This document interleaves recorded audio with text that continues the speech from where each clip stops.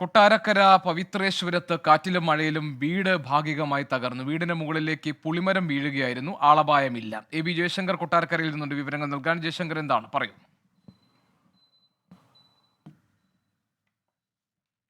ഗോപി, കഴിഞ്ഞ ദിവസം ഉണ്ടായ വലിയ കാറ്റിലും മഴയിലുമാണ് പവിത്രേശ്വരത്ത് രാധാകൃഷ്ണ പിള്ളയുടെ വീടിന് മുകളിൽ ഈ പുളിമരം ചായുന്നൊരു അവസ്ഥയുണ്ടായത്. ഈ മരം വീടിൻ്റെ ഓടിട്ട ഭാഗത്താണ് വീണത്. ഈ മരം വീണതിൽ വീട് ഭാഗികമായി തകരുന്ന സാഹചര്യം ഉണ്ടായി. എന്തായാലും ഈ സമയത്ത് ഇവിടെ ആരും ഇല്ലാത്തൊരു അവസ്ഥയായതുകൊണ്ട് ആർക്കും ആളപായം ഇല്ലാത്തൊരു സാഹചര്യമാണ് ഉണ്ടായത്. ഈ കൊട്ടാരക്കര പ്രദേശത്ത് മഴയ്ക്കുപരി വലിയ തോതിലുള്ള കാറ്റാണ് കഴിഞ്ഞ ദിവസങ്ങളിൽ ഉണ്ടായത്. ഈ കാറ്റിൽ വ്യാപകമായ നാശനഷ്ടമാണ് ഉണ്ടായത്.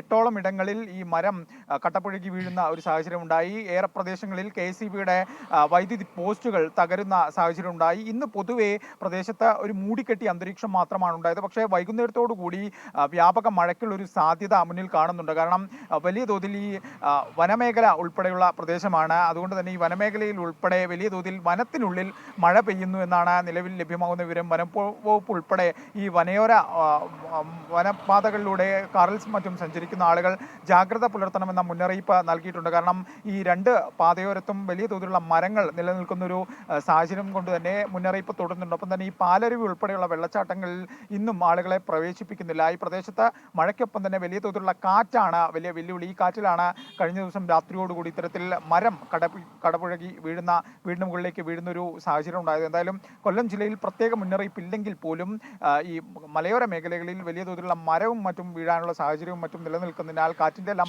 ശരി ജയശങ്കർ.